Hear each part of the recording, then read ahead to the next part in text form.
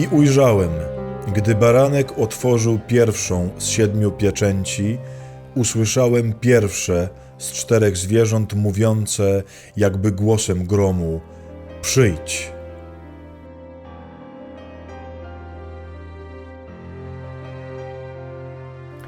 Dobry wieczór, szczęść Boże, dzień dobry. Kochani, witam Was bardzo serdecznie w kolejnym odcinku strasznych rekolekcji. Dzisiaj będą straszne rzeczy. Kochani, wiecie już, że mamy już księgę, która jest zapieczętowana na 7 pieczęci. Przez najbliższe odcinki będziemy rozpieczętowywać te pieczęci. Dzisiaj zrobimy 4 pieczęci naraz. Dlatego, że jak zauważyliście na pewno we fragmencie Apokalipsy, który słuchaliście, te pierwsze 4 są ze sobą bardzo ściśle związane. Potem sobie osobno omówimy 5., 6. i w ogóle 7. to już w ogóle jest eureka. Przez 2 tygodnie będziemy omawiać. Ale dzisiaj są pierwsze 4 pieczęci. Mam nadzieję, że pamiętacie, bo trzeba to mieć ciągle w głowie, co to są te pieczęci.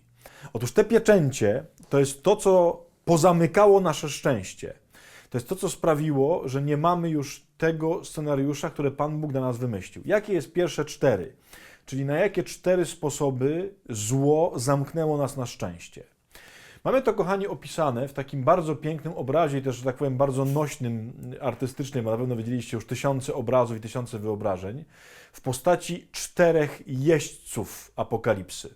Na pewno można by sobie każdego z tych jeźdźców zupełnie osobno omawiać, zrobić o każdym jeden odcinek, pokazywać, co znaczą kolory tych koni i tak dalej. Nie będziemy tego robić, bo po pierwsze szkoda czasu, a mamy tylko kilkadziesiąt dni w Wielkim Poście, tylko zobaczymy ich w pewnym takim ogólnym oglądzie, co oni mogą oznaczać, o jakich rzeczach oni mówią. Kochani, zauważcie, że do każdego jeźdźca mamy przyporządkowany albo jakiś atrybut, o którym mówi Apokalipsa, czyli w co został wyposażony, ewentualnie mamy też napisane jakby, co on tam ma robić. Mamy proste rzeczy. Mamy pierwszego, który ma łuk i który z tego łuku strzałami strzela, w ten sposób ma zwyciężać. Mamy drugiego, który ma jakiś wielki, ogromny miecz, którymi ma wprowadzać niezgodę między ludzi. Mamy trzeciego, który ma wagę w ręku i tam jest dużo jeszcze takich innych pobocznych słów odnośnie ważenia różnych produktów. I mamy czwartego, który włada śmiercią i otchłanią. Otóż, kochani, co znaczą te 4 kierunki? O jakich 4 pieczęciach jest tu mowa? Najkrócej. Czym jest pierwsza? To jest oczywiście jedna z możliwych interpretacji. Można to też na inne sposoby interpretować. Pierwsza, czyli pierwszy jeździec. Pierwszy jeździec strzelający z łuku, najkrócej bym go określił, żebyśmy go zapamiętali, jako jeździec samotności. Skąd się wziął to znaczenie? My drodzy, może pamiętacie w Księdze Rodzaju, i to nie tylko w Księdze Rodzaju, ale pojawiają się takie obrazy, że człowiek jest oddalony od drugiego człowieka na odległość łuku, w sensie strzału z łuku. Chodzi o to, że na taką odległość nie słychać, co się dzieje po drugiej stronie. Jest taki bardzo piękny przykład, to jest na przykład w historii Hagar i jej dziecka, gdzie jej dziecko umiera na pustyni i ona, żeby nie słyszeć jęków tego chłopaka, oddala się od niego na odległość właśnie strzały z łuku. Czyli to jest takie coś, że człowiek jest zostawiony z własnym cierpieniem, z własną trudnością, jakimś tam złem, sam sobie. Czyli to jest taki jeździec, który po prostu odseparowuje ludzi. Taki jeździec, który sprawia, że człowiek w samotności ginie, w samotności cierpi, w samotności jest taki po prostu opuszczony i zostawiony w swoim cierpieniu. Pierwszy jeździec. Drugi jeździec, czyli ten, który ma miecz, on tam jest bardzo jasno wytłumaczony, to nawet nie trzeba szukać symboli. Mówi Apokalipsa, że on jest od tego, żeby wprowadzać nienawiść między ludźmi. Czyli już nie chodzi o jeźdźca samotności, że człowiek sam cierpi, tylko robi krzywdę między ludźmi. Ludzie się zabijają, nienawidzą, robią sobie krzywdę i tak dalej. Takie jest zadanie drugiego jeźdźca. Trzeci jeździec, ten, który ma wagę. Moi drodzy, waga ma oczywiście różne symbole, ale tutaj mamy nakierowane, o jaki symbol chodzi. To nie chodzi o wagę sprawiedliwości. Bo my bardzo często jako wagę mamy taki obraz, nie ktoś, kto waży ludzkie czyny. To nie o to chodzi. Tam jest mowa o jedzeniu. Mowa jest o tym, żeby wyznaczać różne rzeczy jakby jako opłatę za jedzenie. To jest po prostu coś, co sprawia, że jest ważone nasze szczęście. W takim sensie ważony jest nasz dobrobyt, pieniądze również, szczęście, przyjemność i tak dalej. Czyli to jest jeździec, który ogranicza jakby szczęście. Mówi, odmierzę ci mniej, albo będziesz musiał bardzo dużo zapłacić, tak jak jest mowa w tym fragmencie, gdzie on nakłada po prostu niewspółmierne ceny do tego, co chce się kupić. Czyli to jest taka mowa o tym, że ten jeździec sprawia, że w tym świecie jest po prostu bardzo trudno znaleźć radość, przyjemność, takie, które byłyby dobre, takie, które dawałyby szczęście, że jakby trzeba bardzo wysoką cenę za to płacić.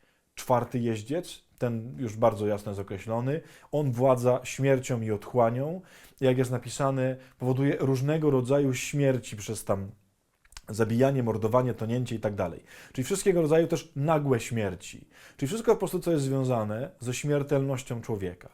Kochani, zauważcie, co to są ci 4 jeźdźcy apokalipsy? To nie są jakieś rzeczy, które się wydarzą na końcu świata, że się pojawi na świecie nagle jakichś 4 jeźdźców. Nie. Tych 4 facetów, tych 4 aniołów jeźdźców działa od początku tego świata. To są 4 pierwsze rzeczy, które sprawiają, że Boży scenariusz został zamknięty. Dlaczego? Dlatego, że weszła w świat samotność, dlatego, że weszła w świat nienawiść, dlatego, że z trudem zdobywamy jakąkolwiek przyjemność, szczęście i radość i dlatego, że jest w świecie śmierć.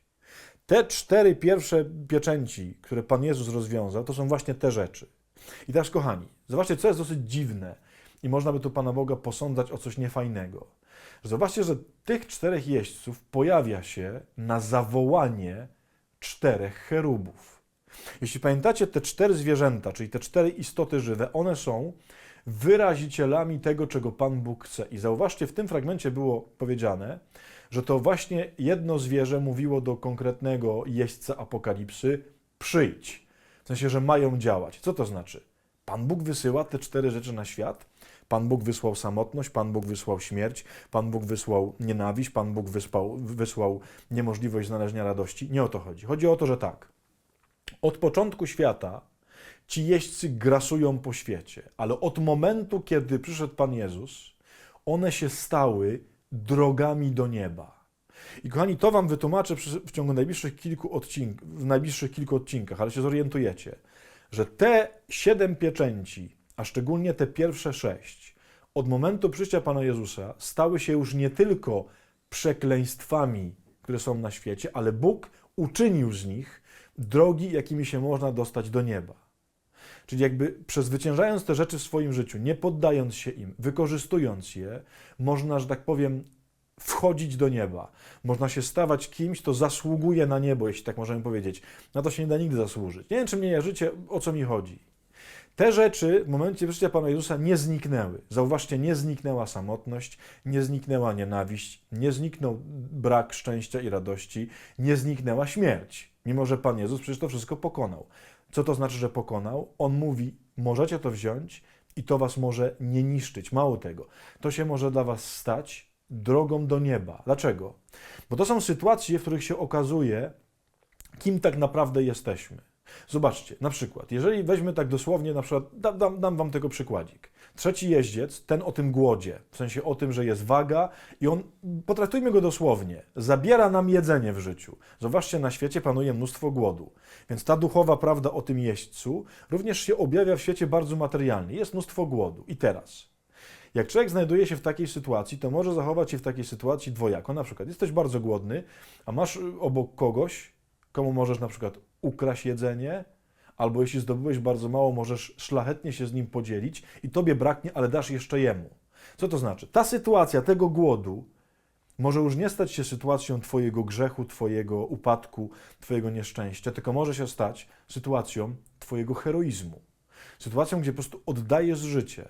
I moglibyśmy teraz z każdą z tych sytuacji, samotności, nienawiści, kiedy to się dzieje, pokazać, że one są niszczące, ale dzięki Panu Jezusowi stały się czymś. Podam wam jeszcze jeden przykład, żebyście dobrze zrozumieli.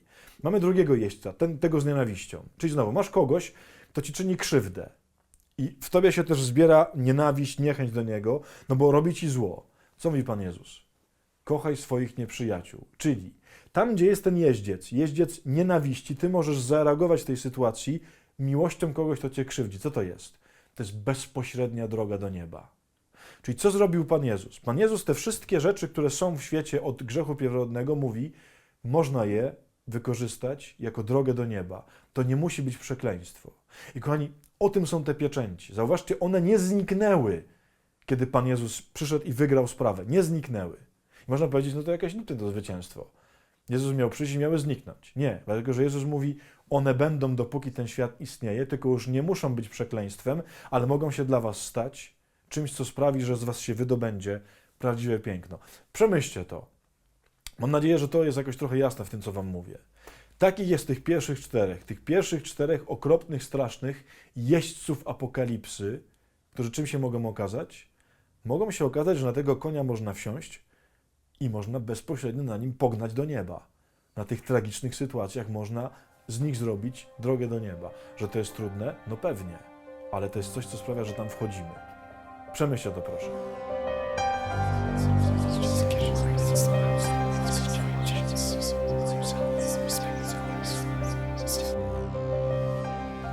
Rozumiałeś, co mówiłem, czy nie?